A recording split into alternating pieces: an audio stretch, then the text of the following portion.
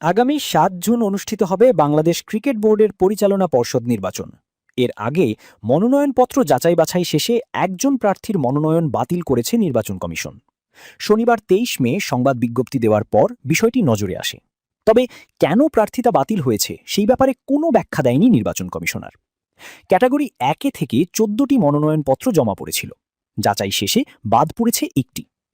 ঢাকা বিভাগ থেকে মনোনয়নপত্র জমা দেন সাইদ বিন জামান, এস এম আবদুল্লাহ আল ফুয়াদ ও জসিমউদ্দিন খসরু। তিনজনের মধ্যে জসিমউদ্দিন খসরুর মনোনয়নপত্র অবৈধ ঘোষণা করা হয়েছে। কেন করা হয়েছে তা জানানো হয়নি নির্বাচন কমিশন থেকে। এদিকে রাজশাহী বিভাগ থেকে মনোনয়নপত্র জমা দিয়েছেন মীর শাকরুল আলম সীমান্ত, সিলেট বিভাগ থেকে আব্দুল কাইয়ুম চৌধুরী, রংপুর বিভাগ থেকে মির্জা ফয়সল আমিন। এই ৪ বিভাগে কোনো প্রার্থী না থাকায় তারা বিনা প্রতিদ্বন্দ্বিতায় নির্বাচিত হতে যাচ্ছেন।